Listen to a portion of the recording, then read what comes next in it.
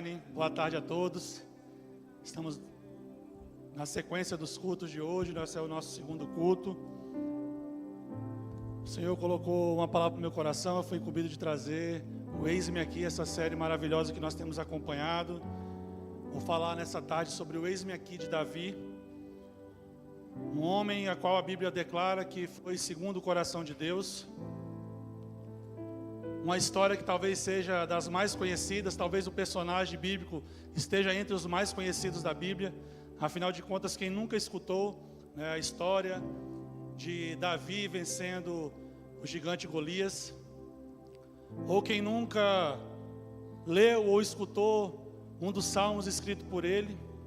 A Bíblia nos apresenta 150 salmos, dos quais 74 são atribuídos à composição de Davi.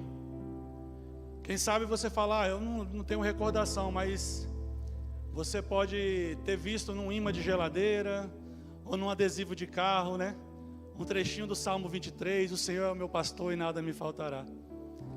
Davi, ele é um jovem, quando ele é chamado, e ele tem uma trajetória, uma história de guerras, de batalhas, de quedas, mas a Bíblia lembra dele como um homem segundo o coração de Deus. Eu vou falar de forma breve, esse é um culto mais curto, mas eu peço que em nome de Jesus, seu coração esteja aberto para receber essa semente. Projete para mim, por favor, 1 Samuel capítulo 16, a partir do versículo 1.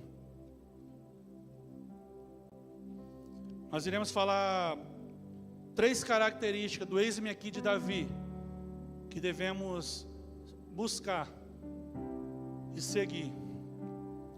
A palavra de Deus diz assim: então disse o Senhor a Samuel: até quando terás dó de Saul, havendo-o eu rejeitado, para que não reine sobre Israel? Enche um chifre de azeite e vem, enviar-te-ei a Jessé o belemita, porque dentre os seus filhos me tenho provido de um rei. Deus, no capítulo 13 de 1 Samuel, ele já tinha dito: eu irei prover para mim um rei segundo o meu coração. E aqui é o momento em que ele dá a ordem a Samuel, que até então vinha orando, clamando pela vida de Saul. Saul foi um rei que ele desobedeceu a Deus, e por isso Deus o destituiu do trono. E ele, nesse momento, ele manda Samuel até Belém, a casa de Jessé, da qual ele iria ungir um rei para si. O primeiro ponto que eu gostaria de destacar nessa tarde, início de noite, que a rejeição e a incredulidade dos homens não podem te impedir de seguir o seu propósito. Assim como Davi, nós temos outro exemplo na Bíblia de um que foi rejeitado pelos seus próprios irmãos, que foi vendido como escravo, mas havia um propósito em tudo aquilo. Nós estamos falando de José. Davi, muitas vezes nós aprendemos que ele foi esquecido, mas ele não foi esquecido, ele foi rejeitado. Esquecimento é diferente de rejeição. Davi, ele foi o segundo rei de Israel, sucedendo a Saul. Conforme nós lemos, Deus já havia rejeitado Saul. Ele envia o profeta Samuel até a cidade de Belém, a casa de Jessé.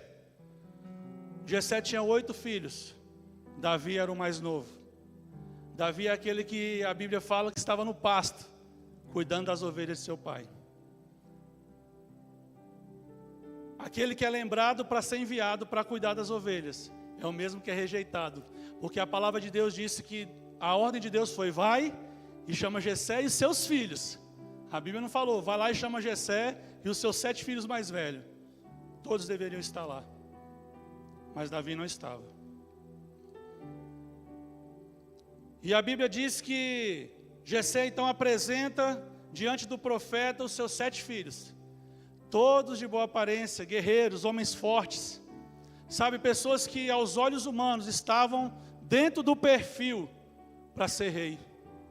Mas a Bíblia também diz que Deus declara para Samuel: não se atente pela aparência deles, porque o homem vê com os olhos, o homem vê pela aparência, mas eu, o Senhor, vejo o que está dentro do coração. Sabe, talvez muitas vezes nós somos desprezados.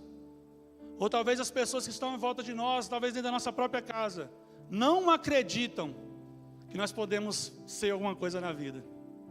Quem nunca escutou talvez quando era criança, esse menino, essa menina não vai virar mais nada. Isso aí vai ser um vagabundo. Mas pode ter certeza que quando Deus achar o seu coração, nenhuma palavra que foi lançada contra você de maldade irá prosperar.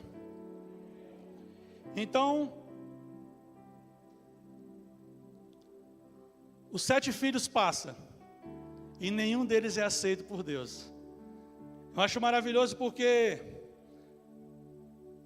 quando nós entendemos que Deus já havia elegido um para ser o rei, mas você vê que a vontade humana tenta sempre empurrar outro. Mas quando Deus ele aponta o dedo em nossa direção, não há quem fique na frente. Ele quer encontrar em nós um coração disponível. Sabe, muitas vezes a gente pensa que o eis-me aqui de Davi foi no momento em que o povo está sendo afrontado pelo gigante e ele chega lá, eu vou lutar. O eis-me aqui de Davi é quando ele está lá no pasto e ninguém está vendo. Porque quando Deus fala, vai lá que lá já tem um rei. Ele está dizendo assim, eu já falei com ele, ele já me disse sim. Eu já estive lá. Ninguém estava vendo, mas eu já falei com ele. O coração dele está disponível. Chega um momento que Samuel diz, no versículo 11 do mesmo capítulo 16, acabaram-se os moços? E disse ainda, falta um menor, que está apacentando as ovelhas. Disse, pois, Samuel a Jessé, manda chamá-lo, porquanto nós não nos assentaremos, até que ele venha aqui. Entenda, que ainda que te rejeitem e não acreditem em você, se Deus encontrar o seu coração disponível, você não ficará no anonimato.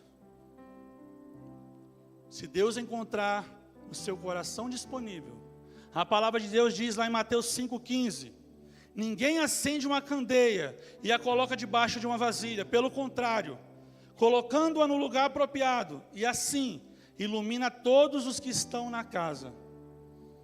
A chama, o amor que Deus tem colocado no seu coração, não é para você ficar escondido debaixo da cama, não é para você ficar escondido atrás das malhadas. Deus quer que você assuma a sua responsabilidade e ilumine, traga luz às trevas. Davi então ele é levado à presença de Samuel e Deus fala, é esse aí, pode ungir. Então a unção é derramada sobre a vida dele. A palavra de Deus diz que naquele exato momento o Espírito Santo de Deus tomou posse dele.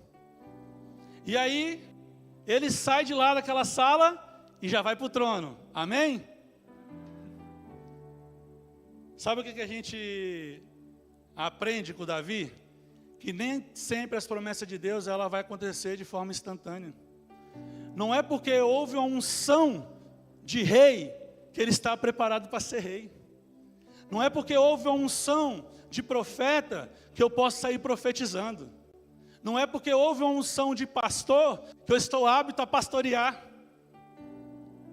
A unção que vem de Deus, ela confirma o nosso chamado. Mas a nossa vida de entrega ao Senhor vai testificar o nosso chamado. Então Davi ele volta para o pasto, do mesmo lugar que o profeta mandou chamar ele. Só que ele não voltou da mesma forma. Sabe, o pasto ele representa na vida do cristão a sua determinação em fazer a vontade de Deus. Porque ele poderia dizer, não, eu fui ungido rei, agora eu não vou voltar mais para cuidar de ovelha não. Mas é nesse lugar aonde nós temos as nossas experiências. Nós temos falado muito nos últimos dias sobre o altar permanente. Sabe, quando nós voltamos para o pasto, voltamos a fazer aquilo que estávamos fazendo diante do Senhor, Deus ele prepara novas experiências para nos capacitar para um novo nível. Eu acho interessante porque você vai ver vários, talvez, pastores falando na Bíblia. Mas você já ouviu alguém além de Davi falar que enfrentava urso e leão? Então, normalmente, os pastores, eles estão ali cuidando e eles afugentam os lobos. Mas quando você recebe a unção de Deus, Ele começa a aumentar os desafios na sua vida. Quem nunca aqui já falou, talvez já escutou alguém falando: nossa, depois que eu entreguei minha vida para Jesus, parece que as coisas pioraram. Parece que as lutas aumentaram. E sabe o que a gente faz? A gente murmura contra isso. Deus, está doendo demais. E Deus está falando: aguenta, porque isso aí é para te capacitar para o próximo nível. Aguenta que isso aí eu estou te forjando, eu estou te fortalecendo. Sabe? Quando a gente entrega a nossa vida, e estamos ali fazendo a vontade do Senhor, ainda que ninguém não nos veja, o Senhor nos observa. O Senhor nos observa. Quando lamentamos, temos que lamentar nos pés do Senhor. Sabe, gente, quando algo está difícil para nós, e nós começamos a derramar essa aflição para outra pessoa, isso chama-se murmuração. Mas quando nós derramamos essa mesma aflição nos pés do Senhor, Ele tem consolo e força para nós. O segundo ponto do eis-me aqui de Davi: valorize suas batalhas secretas, pois é Deus te preparando para lhe usar publicamente. A palavra de Deus em Mateus 6,6 diz: entra no seu quarto e fecha a porta. Ore ao Deus que te vê em secreto, e Ele te usará, te abençoará, te honrará em público. Sabe a importância do nosso secreto com Deus? A importância de buscarmos ao Senhor no nosso secreto. Sabe por quê? O pastor Luiz Hermínio, ele falou uma coisa muito interessante numa ministração algumas semanas atrás. Nós não entramos no secreto para ver Deus. Nós entramos no secreto para Deus nos ver. Porque é no secreto que a gente fala aquilo que a gente não tem coragem de falar na frente dos outros. No secreto é que eu mostro a minha verdadeira natureza. É no secreto que eu falo para Deus as minhas fraquezas. É no secreto que eu falo para Deus os meus pecados. É no secreto que eu falo para Deus aquilo que eu preciso de ajuda. E publicamente Ele enviará alguém. Publicamente Ele trará socorro. Davi, ele precisou ficar no secreto por um tempo, amadurecendo, aprendendo a lutar. E aí nós vamos ver no capítulo 17, a história talvez mais conhecida de todas, de Davi. O momento em que ele enfrenta o gigante Golias. A palavra de Deus diz que durante 40 dias, aquele homem de estatura, de quase 3 metros de altura, ele estava enfrentando o exército e dizendo assim: aí não tem homem não. Se tiver pelo menos um, manda vir lutar comigo. Vem lutar comigo. E aí Davi chega, sem pretensão nenhuma de ir para a batalha. Foi levar alimento para os seus irmãos que eram guerreiros. E ele fala: quem que é esse aí que está afrontando o exército? E mais uma vez, irmãos, a família dele é o primeiro a desprezar ele. O que você está fazendo aqui, garoto? Nós conseguimos ver a maldade no seu coração. Essas são as palavras dos irmãos dele. O que você veio fazer aqui? Eu acho interessante que por todos os lados Davi era desacreditado.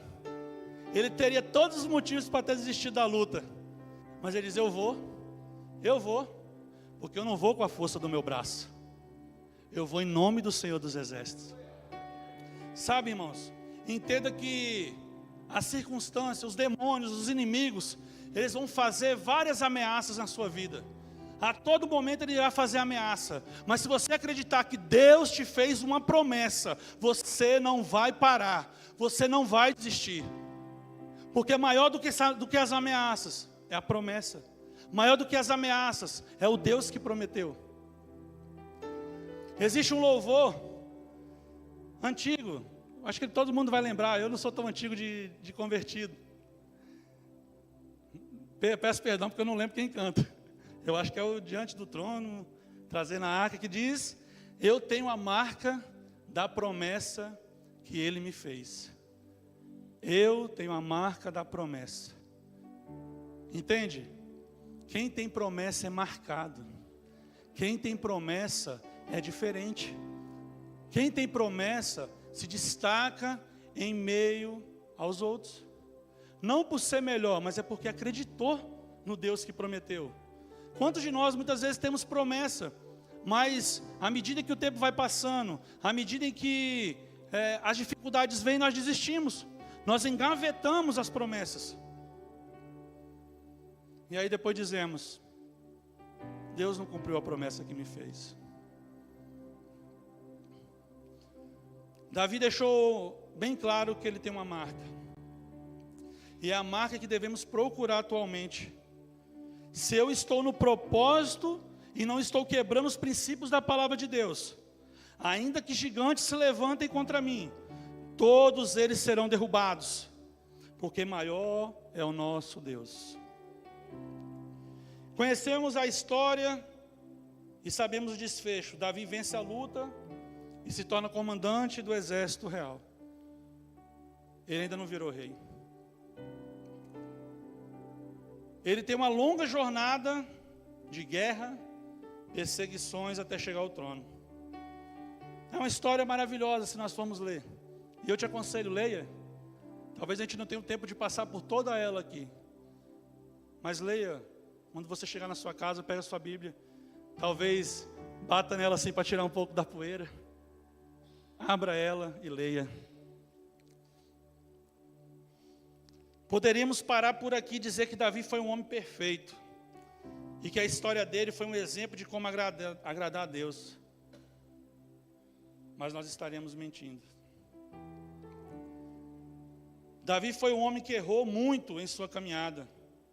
O que nos leva a pensar: podemos hoje ser segundo o coração de Deus, mesmo tendo cometido erros? E a resposta é fácil. É sim. O que não podemos é permanecer no erro.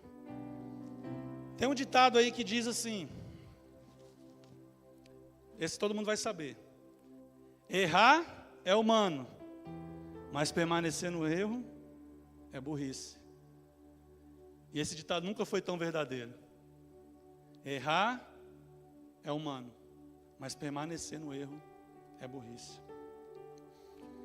Davi, ele nos mostra que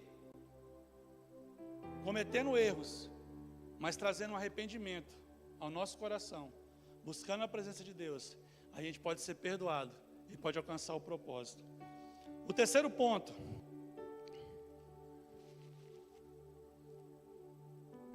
estar na presença de Deus não nos torna infalíveis. Se alguém disse que você ia vir para a presença de Deus, ia ganhar um par de asas, uma auréola, infelizmente mentiram para você. Estar na presença de Deus não nos torna infalíveis, mas nos constrange a se arrepender e a deixar o pecado. Como falamos, Davi cometeu vários pecados, coisas que desagradaram muito a Deus: adultério, assassinato, entre outras coisas. Mas uma coisa nós podemos ver na atitude de Davi, do ex-me aqui dele. Ele se arrependia, ele assumia a culpa, ele colocava a cara no pó, ele se quebrantava na presença de Deus. Ele não transferia a culpa aos outros. E aí no Salmo 51, que ele mesmo escreveu, ele diz que um coração quebrantado e contrito, o Senhor não desprezará. Um coração quebrantado e contrito, o Senhor não desprezará. Davi nos mostra que teremos que lutar contra o pecado todos os dias, mas que podemos sim vencer, porque Deus é conosco.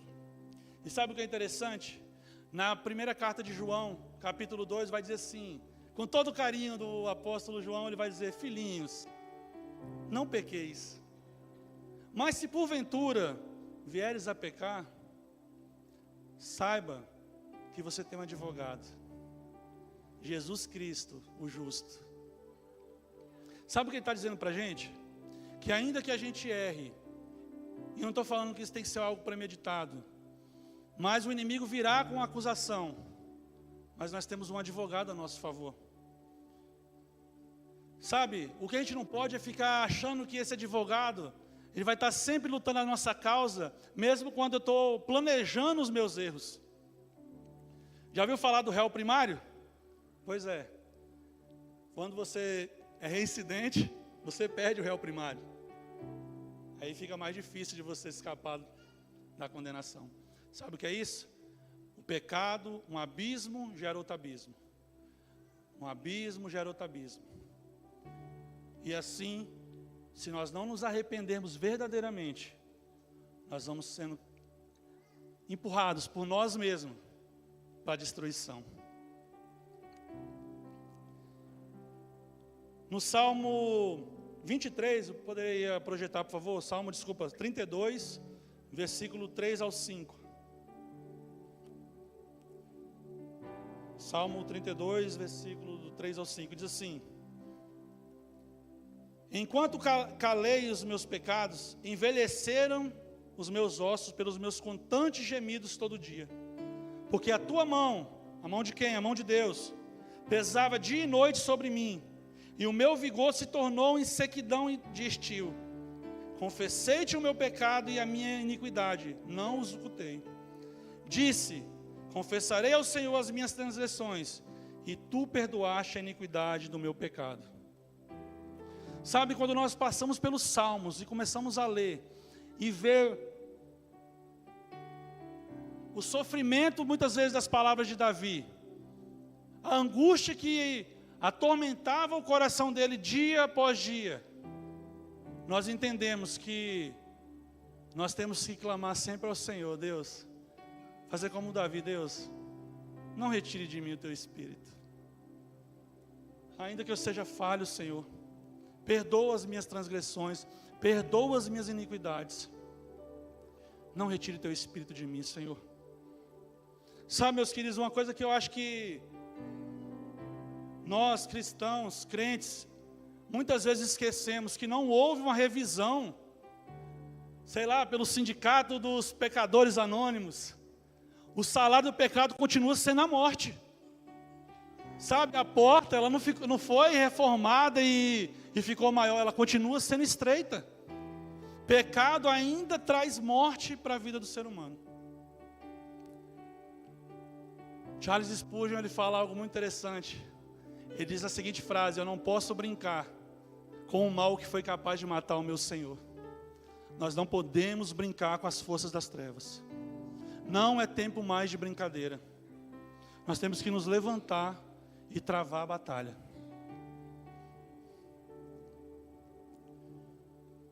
Como sabemos que Davi abandonou o pecado?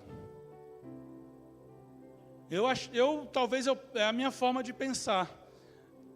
Talvez você vai falar, talvez não ficou registrado. Mas você já escutou mais alguma história de adultério de Davi depois de Batseba? Você já escutou mais alguma história de sangue inocente que foi derramado através da ordem de Davi? Matar, ele matou um monte, né? Ele era guerreiro, eram guerras. Por que Davi foi considerado um homem segundo o coração de Deus? Porque ele se arrependia e largava o seu pecado. Ele se arrependia, ele não tinha um pecadinho de estimação. Ele não tinha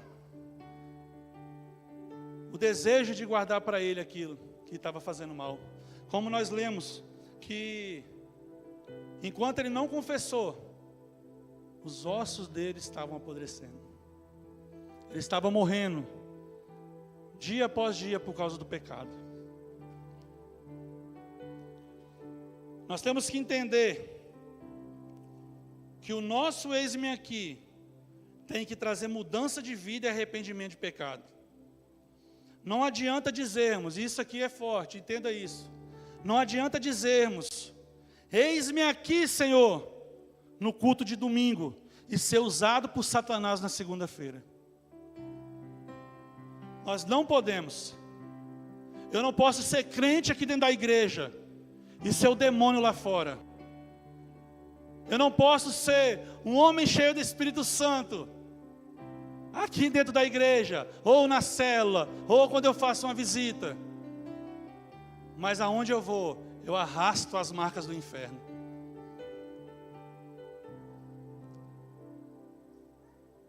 Nós temos que entender, eu vou falar para vocês de forma bem clara. Deus, Ele não quer a igreja cheia de crente, ainda que tenhamos que crer. Ele não quer a igreja cheia de cristão, ainda que assim nos chamem, por cremos em Cristo. Ele quer a igreja cheia de filhos, que se arrependam, que abandonem o pecado e que vivam para a glória do nome dEle.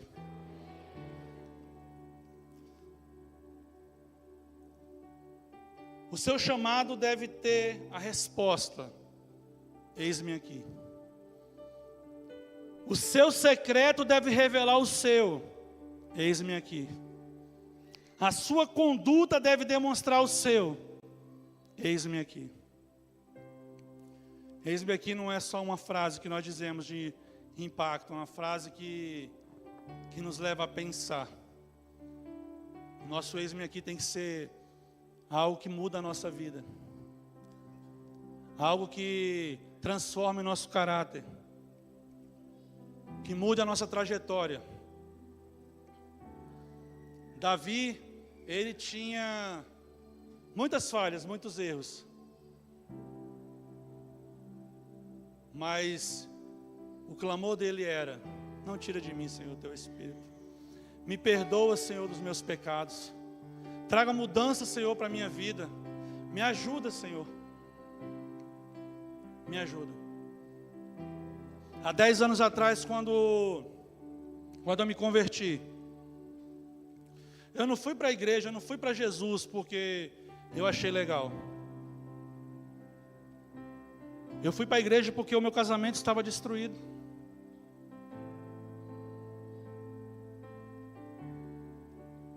Eu fui para a igreja porque Jesus era a última esperança que eu tinha. Quando eu fui apresentado a Jesus, eu fui liberto, irmãos. Eu era alcoólatra.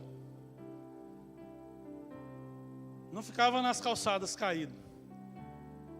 Mas isso não é sinônimo de ser alcoólatra só por isso não, tá? Eu bebia todos os dias. Todos os dias eu bebia. Dei tanto desgosto para minha esposa, para meu filho. A gente não tinha um pequeno ainda, que estava no Coutinho Kids. E um dia, como última esperança, eu fui para o encontro com Deus, lá em São Paulo, né, que é o nosso recomeçar aqui.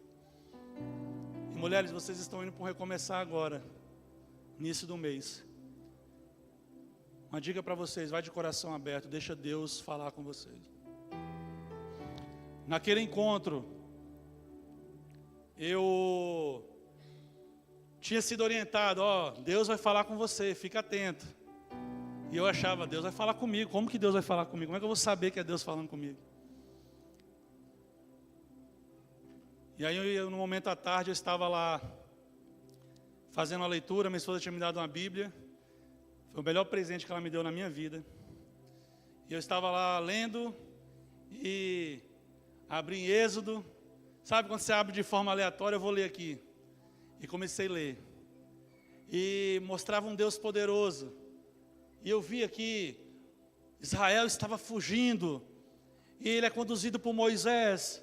E ele chega na beira do Mar Vermelho. Atrás Faraó com seus cavaleiros, seus guerreiros.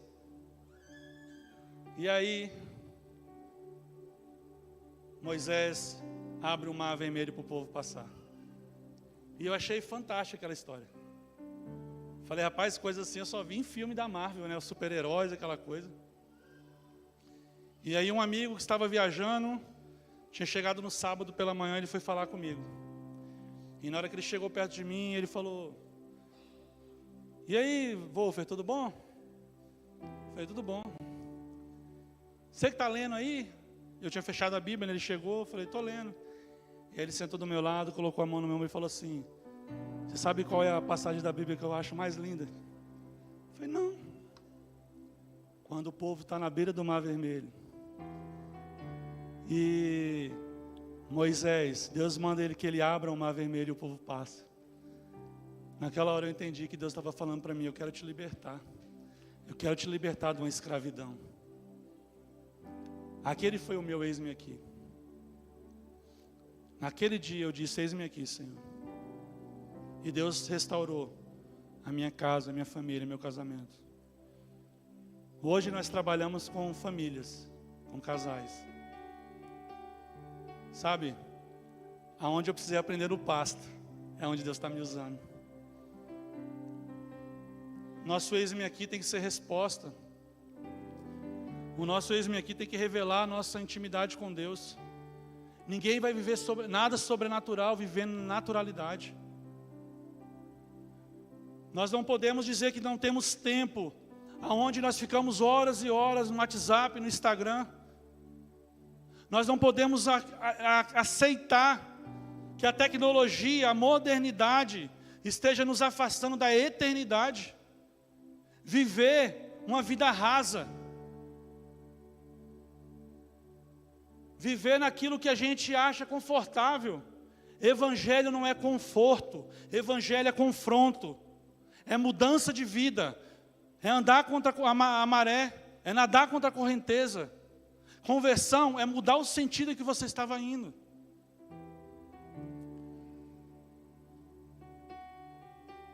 Davi nos mostrou, em várias fases da vida dele, poderíamos passar talvez a noite inteira aqui e citar várias partes de Davi, aonde ele demonstra o seu eis-me aqui, com os seus erros, com as suas vitórias, com as suas derrotas. Eu te convido agora a ficar de pé em nome de Jesus.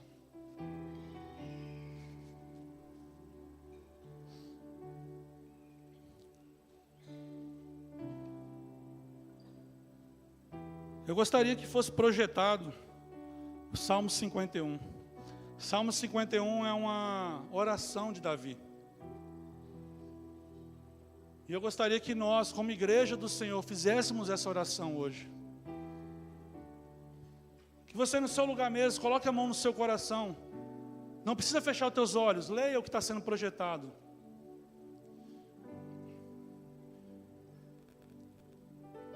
Vamos orar juntos. Tem misericórdia de mim, ó Deus, por teu amor, por tua grande compaixão, apaga as minhas transgressões. Lava-me de toda a minha culpa e purifica-me do meu pecado. Pois eu mesmo reconheço as minhas transgressões e o meu pecado sempre me persegue. Contra ti, só contra ti pequei e fiz o que tu reprovas, de modo que justa é a tua sentença e tens razão em condenar-me. Sei que sou pecador desde que nasci, sim, desde que me concebeu minha mãe. Sei que desejas a verdade no íntimo e no coração me ensinas a sabedoria. Purifica-me com isopo e ficarei puro. Lava-me e mais branco do que a neve serei. Faze-me ouvir de novo júbilo e alegria, e os ossos que esmagaste exultarão. Esconde o rosto dos meus pecados e apaga todas as minhas iniquidades. Cria em mim um coração puro, ó Deus, e renova dentro de mim um espírito estável. Não me expulses da tua presença, nem tires de mim o teu Santo Espírito. Devolva-me a alegria da tua salvação e sustenta-me com um espírito pronto a obedecer.